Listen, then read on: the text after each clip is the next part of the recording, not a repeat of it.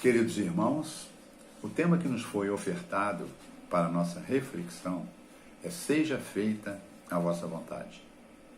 Desde já agradeço a oportunidade do trabalho e peço aos bons espíritos que nos ajude para que tudo saia a contento. Vamos ao trabalho.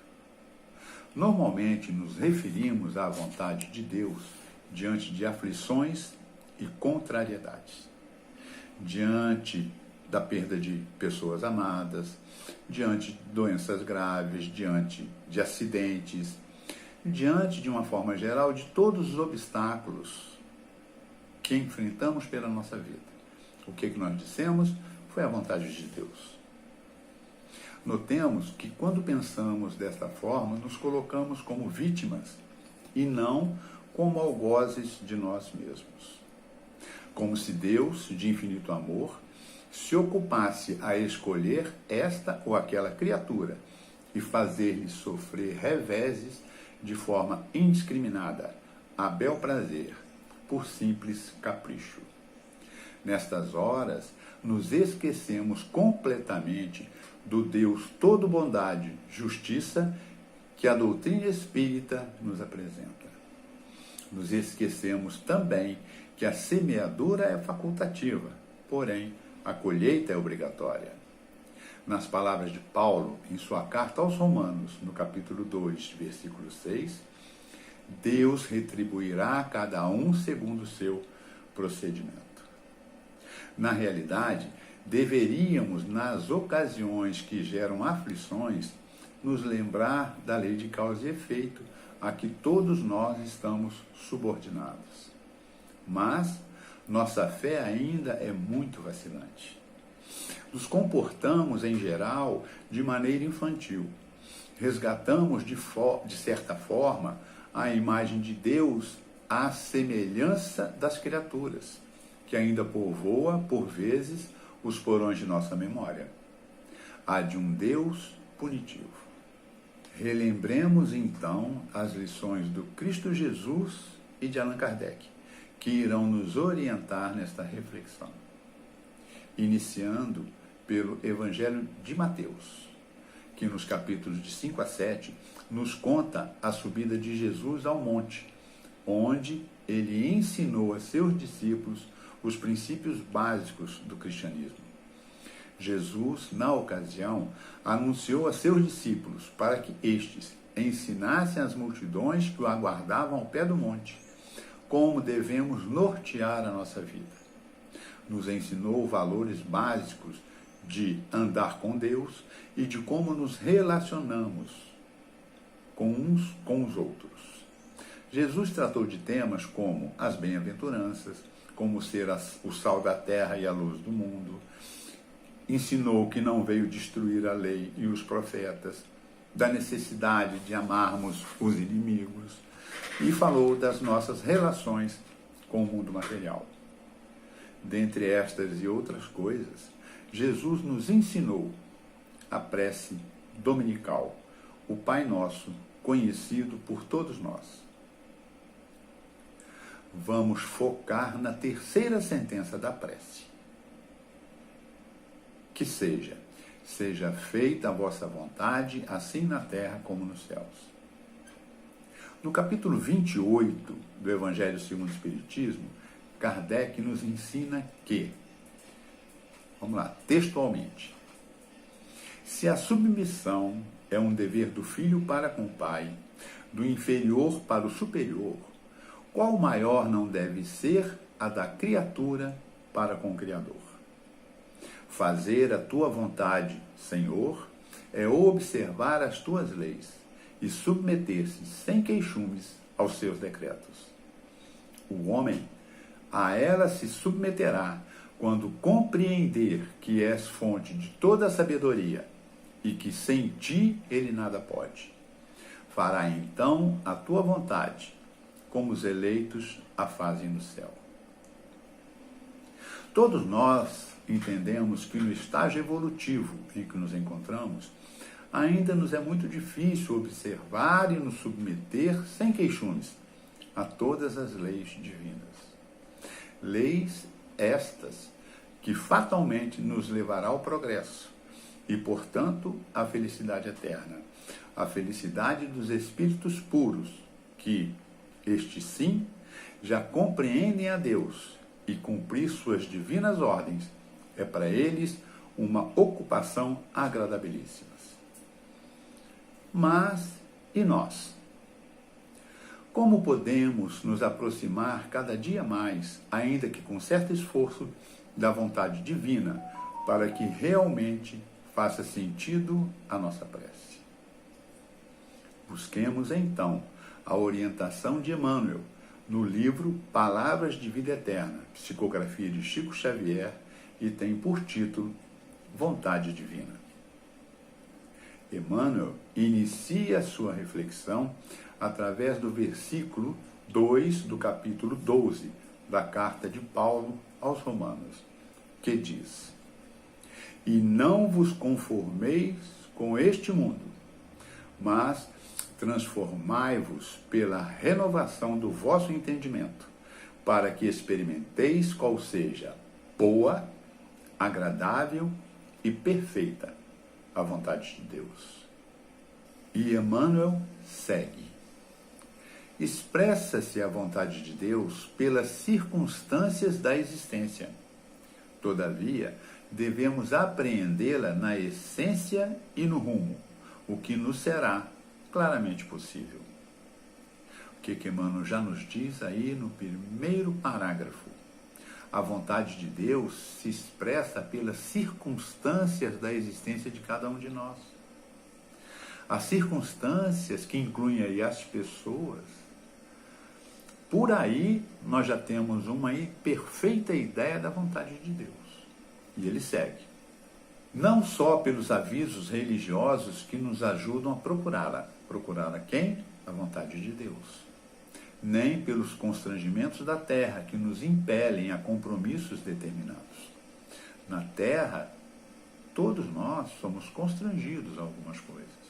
A nossa necessidade de sobrevivência, ao trabalho, nós somos constrangidos. E esse constrangimento nos impelem a compromissos. Certo? Nem pelos preceitos sociais que nos resguardam a disciplina. Então, na realidade, os preceitos sociais também nos ajudam. Como? Nos tornando mais disciplinados. Nem pela voz dos amigos que nos apoiam a caminhada. Nem pelos estímulos da prova que nos corrigem os sentimentos. Na realidade, às vezes, estímulos nas nossas provas, às vezes até duras, enfrentamos duras provas enquanto encarnados. E Emmanuel segue. A fé ilumina, o trabalho conquista, a regra aconselha, a afeição reconforta e o sofrimento reajusta. No entanto, para entender os desígnios divinos a nosso respeito, a respeito de cada um de nós. Então, repetindo, no entanto, para entender os desígnios divinos a nosso respeito, é imperioso renovar-nos em espírito, largando a era do conformismo que nos arraia no íntimo, alentada pelo adubo do hábito em repetidas experiências materiais. O que ele nos diz aí? Não é? Na realidade, temos que largar, deixar de lado uma erva daninha chamada conformismo, que cresce em nosso mundo íntimo, adubada pelos hábitos oferecidos pela vida material. E vamos assim de encarnação em encarnação. Nos habituamos com aquele mundo, com aquela situação e ficamos somente nisso. Emmanuel segue. Recebamos o auxílio edificante do mundo, mas fujamos da acomodação com os enganos do mundo, nos esforçando cada vez mais. Porque educação conosco é clarão no âmago da própria alma, E por mais brilhemos por fora no jogo das ocorrências temporárias da instância física, nada entenderemos da luz de Deus que nos sustenta a vida sem luz em nós. Sem luz em nós mesmos, sem luz em cada um de nós. Então, nada adianta o brilho exterior, nada adianta brilharmos por fora, nesse jogo das ocorrências temporárias. Na realidade, precisamos entender que a luz que sustenta a nossa vida é divina e temos que nos iluminar. As facilidades e as exigências do mundo são tentadoras. Não vamos aí nos enganar, não, são tentadoras mesmo. Desviam a nossa atenção do que é essencial e passamos a vida inteira, às vezes, satisfazendo apenas nossas necessidades materiais, muitas vezes até em excesso. Nossa vida na Terra tem um propósito muito mais sublime, que é desenvolver em nós as potencialidades divinas que estão adormecidas em nosso íntimo. A espiritualidade nos endossou a atual encarnação e temos um planejamento a ser cumprido. Temos um compromisso com o Senhor dos mundos firmado através de seus mensageiros, que de uma forma geral seria o quê? Adquirir virtudes, adquirir experiência e deixar aqui algumas paixões.